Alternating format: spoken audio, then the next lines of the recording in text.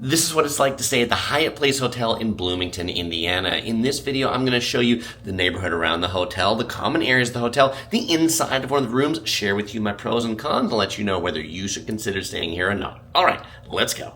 The Hyatt Place is a 7-story building located just on the edge of downtown Bloomington. Not so far away that you don't feel like you're in downtown, but close enough that you can walk to all of the stuff. If you're going to Indiana University, it is a 10-minute walk just down Kirkwood Avenue, the main street through downtown Bloomington. There are tons of restaurants and shops to check out within walking distance of the hotel.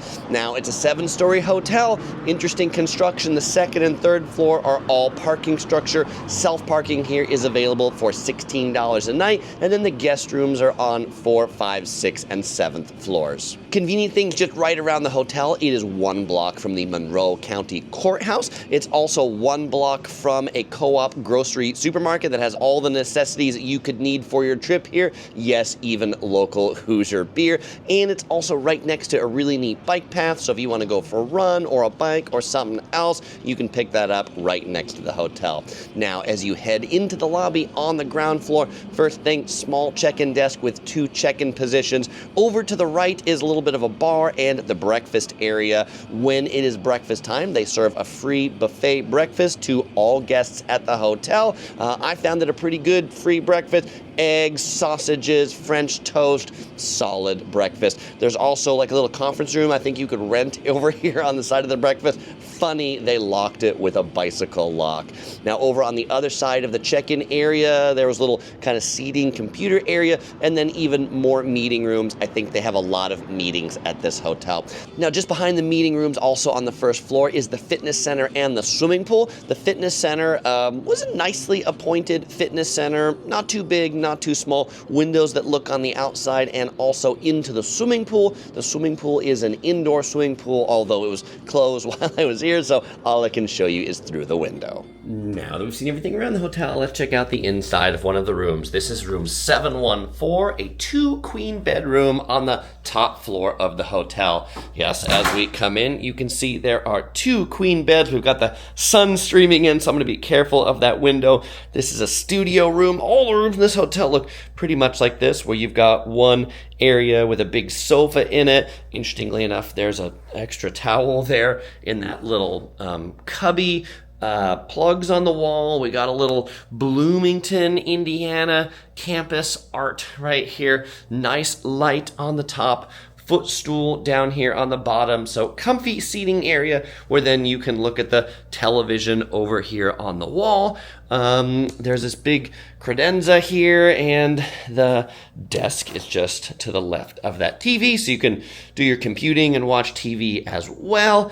We've got a coffee machine with some coffees and some Lipton teas ice bucket down there. In here we have a mini fridge, no freezer.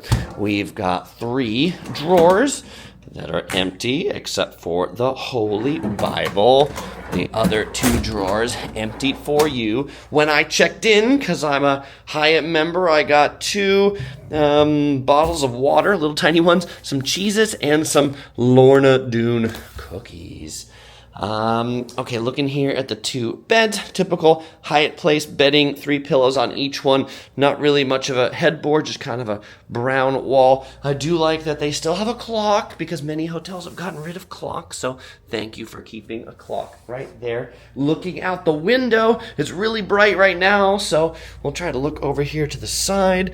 My room kind of looks out on the parking structure down there, and a residential neighborhood in the back.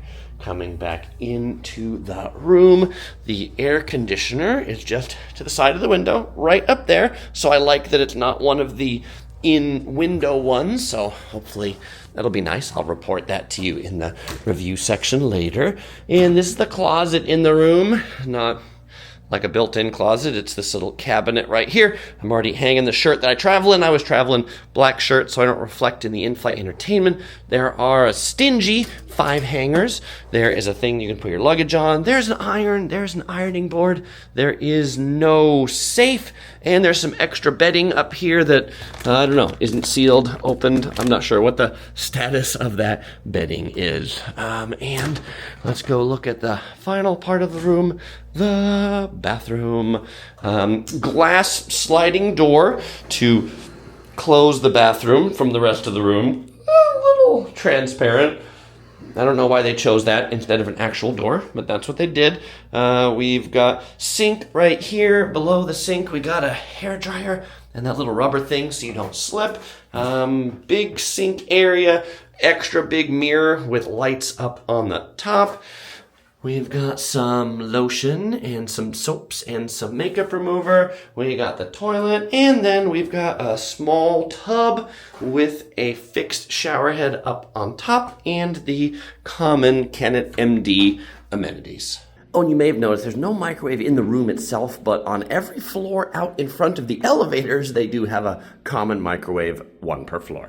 All right, now that we've seen everything around the hotel, it is time for the hotel review. And if you watch these reviews regularly, you'll know I rate things on a scale of 1 to 5 Tofers. And by the way, I came out here in the little hotel's patio along Kirkwood Avenue to do the rating. So how many Tofers is this hotel gonna get? It's gonna get 3.5 Tofers. All right, so now let's talk about the pros and cons, why this hotel got 3.5 Tofers and why it didn't get 5 Tofers. So first of all, pro, great location. As I mentioned earlier, just right in downtown, but right on the outskirts, so you get all the benefit of being able to walk to all the stuff, but that it's far enough away that it's still pretty quiet over here. I like quiet rooms. I slept well in my room. This is one of the newest hotels in downtown, and it feels like it's fresh, it's vibrant, and the room was quite roomy, you know, seating area, bed area, big bathroom, so everything you would need in a room is in there. Super great to have the free breakfast, quick, convenient to just head down there. I never found the seating area too busy or like a mob scene for the actual breakfast. If it was too busy, you could easily just take it up to your room to snack on too. All right, so let's talk about the cons. Why did this hotel not get 5 Tofers? And the first one was I felt that the service was a little lacking. When I checked in, they asked if I wanted daily or every other day housekeeping. I picked daily housekeeping, but the housekeeping wasn't that amazing. And by that I mean like the things in the room weren't put back all that well. Like you can take a look at how they put the pillows back on my bed. It seems a little sloppy if you ask me for pillows. On the note of pillows, I found the pillows to be kind of lumpy and I found the sheets to not be all that warm. They're not great, luxurious seats. The air conditioning did work well. I was able to run the fan all night, so the air conditioning gets a thumbs up for me in the room. I also found it to be quiet. I did ask for a quiet room. I slept well, so the sleep quality was high. Another con is the parking situation. The self-parking garage, really tight turn to get in at the beginning, and many people on TripAdvisor, other reviews of this report that the parking garage fills up at night. I didn't personally have that issue, but I did look out for my room because I could see the parking garage down below, and it did look pretty full, so just be aware if you're here when maybe there's a big game at the university or something like that and the hotel's super full, parking might be a challenge. Though if that happens, there is plentiful street parking with meters around, so it's not the end of the world. All right, so now to answer the question of was this hotel worth it and would I stay here again? So when I was here in September of 2024, it was about $150 a night for the room here. No resort fees, which is nice, plus the $16 self-parking fee. All in all, I think the price is pretty reasonable. It's a nice new hotel, free breakfast included. You get 2 queen beds in the room. You could sleep 4 people in that room. You could turn the sofa, I think, into a bed too, or at least lie on it as a bed. So I think that's a pretty good value. And so the question of would I stay here again, you know what, even with the service issues, I think I would stay here again because I overall just liked the sleep quality here. I liked the location. I liked the closeness of things. I would love for them to up the housekeeping a little bit, up the maintenance a little bit, so that they just kept things fresher and nicer. But, you know, a little bit, you get what you pay for, and I think there's a good value here for $150 a night. Well, fellow explorers, if you are planning a trip to Bloomington, you might enjoy my walking tour of Bloomington right here. I'll also put a link in the description below, and as usual, I won't say goodbye because I'm going to see you in this video.